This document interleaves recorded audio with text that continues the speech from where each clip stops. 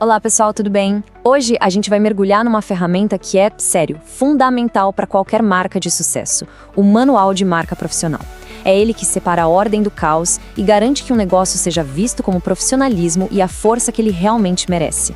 Vamos começar com uma situação que, nossa, quem nunca viu, né? A empresa investe tempo, dinheiro num logo incrível que representa perfeitamente a sua essência. Aí o que acontece? Passa um tempinho e você vê aquele logo todo esticado numa apresentação, com as cores completamente erradas num post na rede social. Nossa, fica irreconhecível. O que deu errado aí? Faltou um mapa. Faltou o guia que ensina todo mundo a usar esse ativo tão valioso do jeito certo. E o resultado dessa falta de um guia é exatamente isso aqui. De um lado a gente vê a consistência, a organização que transmite profissionalismo, confiança. Do outro é o caos total. Logo esticado, cores que não têm nada a ver, aplicações que simplesmente destroem a ideia original do design. A diferença aqui não é só estética, tá? É a diferença entre uma marca que é levada a sério e uma que parece amadora e acaba sendo esquecida. Pois é, e essa bagunça visual toda, ela tem um preço. E um preço bem alto. A inconsistência não é um detalhezinho bobo. Ela afeta diretamente como o público vê a empresa. Porque, de forma inconsciente mesmo, o cliente olha para isso e associa essa desorganização com o próprio negócio. E aí, a confiança, que é o bem mais precioso de qualquer marca, começa a ir por água abaixo. Tá, então, qual é a solução para esse problemão todo? É o manual da marca, ou como muita gente chama, o Brand Book. Pensa nele como o livro de regras mesmo, o guia definitivo da sua identidade visual. Mas ele é mais do que um documento técnico, viu? É uma ferramenta de educação feita para ensinar todo mundo a proteger a integridade da marca. E as funções dele são, olha, importantíssimas. Para começar, ele protege todo aquele investimento que foi feito no design, né? Dinheiro, tempo, tudo. Depois, ele agiliza o trabalho de todo mundo, porque acaba com aquelas dúvidas de pode isso, não pode aquilo. E o mais importante, ele garante a consistência e educa todo mundo que tem contato com a marca, criando, no fim das contas, um verdadeiro exército de guardiões da identidade visual. Ok, a gente já entendeu o porquê de ter um manual, certo? Agora, bora mergulhar no como. Vamos dar uma olhada na anatomia de um manual de marca que realmente funciona, detalhando cada componente que não pode faltar de jeito nenhum. E olha, tudo começa pela alma da marca. Antes da gente falar de cor, de forma, o manual precisa explicar o propósito. Qual é a missão da empresa? Qual o conceito por trás do logo? Sabe por quê? Porque quando o time entende o significado, eles não vão só seguir regras. Eles vão, de fato, proteger a identidade da marca, porque eles entendem o valor dela. Depois vem o ponto que é fundamental: versatilidade.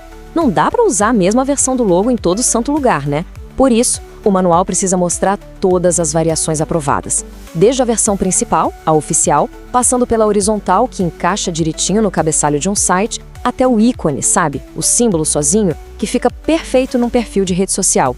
Cada versão é a ferramenta certa e para o lugar certo. Agora, uma regrinha técnica, mas super importante: a área de proteção. Sabe aquele espacinho em branco, tipo um respiro obrigatório em volta do logo? É isso. Nenhum outro texto ou imagem pode invadir essa área. Isso garante que o logo nunca fique espremido, sufocado, e que ele sempre tenha o destaque e a leitura que merece. Beleza, vamos entrar agora num dos capítulos mais críticos de qualquer manual: o universo das cores. Não adianta só falar que a cor da marca é azul. Que tom de azul é esse exatamente? O manual precisa ser um mapa do tesouro, dando as coordenadas exatas para que esse azul seja o mesmo numa tela do celular, num cartão de visita ou num outdoor gigante. E é exatamente isso que a gente vê aqui. O manual tem que especificar os códigos para cada sistema: RGB e X, que são para o mundo digital, para as telas, o CMYK, para a maioria dos materiais impressos, e o Pantone, para aqueles projetos especiais que exigem uma fidelidade de cor absurda. Aqui não tem espaço para achismo, sabe? Precisão é tudo. Seguindo o baile, a gente chega na tipografia. A tipografia, gente, é a voz da marca. É ela que diz se a marca é séria, se é descolada, se é moderna ou mais clássica. Por isso, o manual precisa oficializar quais são as fontes e, claro, como elas devem ser usadas. Mas não é só escolher uma fonte e pronto, acabou. É preciso criar uma hierarquia bem clara. Qual fonte a gente usa para títulos e qual vai no corpo do texto. E tem um detalhe que, olha, muita gente esquece que faz uma diferença danada. Qual é a fonte de substituição? tipo uma Arial ou robô, uma fonte padrão para usar quando as oficiais não estiverem instaladas. Pensar nisso evita que o e-mail importante saia com uma cara totalmente amadora. Chegamos agora na minha parte favorita e talvez a mais importante para evitar desastres: o guia do que nunca fazer. É aqui que a gente mostra com exemplos bem claros o que é terminantemente proibido na hora de aplicar a identidade da marca. Regra número 1. A regra de ouro. Por favor, não estique nem achate o logo. Esse é um dos erros mais comuns e que mais destrói a imagem da marca. Sabe por quê? Porque um logo torto passa uma imagem de descuido, de instabilidade. As proporções originais têm que ser respeitadas, sempre. Segunda regra, e essa é batata: as cores oficiais são sagradas. A paleta de cores foi definida por um motivo. Usar qualquer tom aleatório que não foi aprovado quebra toda a consistência e joga no lixo todo aquele trabalho de reconhecimento que a marca levou tanto tempo para construir. Terceiro erro clássico a ser evitado: usar o logo em cima de fundos poluídos. Sabe, aquela foto cheia de informação, um fundo super colorido? O logo simplesmente some, ele perde toda a força, ninguém consegue ler direito. O logo precisa de um fundo que jogue a favor dele. E para fechar essa lista dos não pode, a quarta regra: nada de adicionar efeitos especiais que não foram planejados. Sabe aquela sombrinha, um brilho, um contorno? Esses efeitos que não são originais só poluem o design, deixam a marca com uma cara antiquada e tiram todo o profissionalismo. Muito bom, já vimos a estrutura, as regras, então vamos para a parte prática. Como é que a gente constrói e entrega um manual de marca que vai ser usado de verdade e não ficar esquecido na gaveta?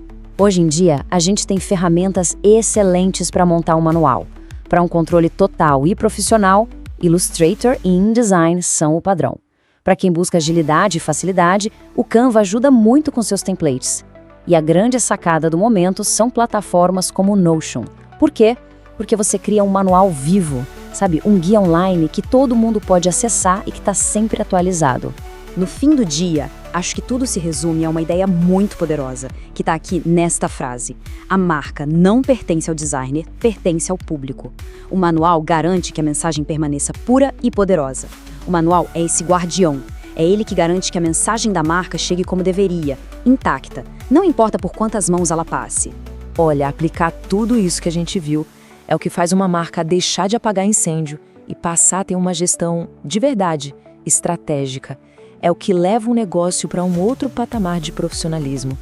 E dominar isso tudo está mais perto do que se imagina. Então, se esse papo fez sentido e a ideia é continuar aprendendo e aprofundando nesses temas, se inscreva aqui no canal. E se a meta é acelerar de vez, a minha dica é: venha fazer parte do nosso portal, o Como Faz Isso, lá em comofazisso.com. Lá tem um monte de aulas exclusivas, workshops, ferramentas e uma comunidade incrível para ajudar a potencializar de vez a sua carreira ou seu negócio. Fechado? Muito obrigado pela companhia e a gente se vê na próxima.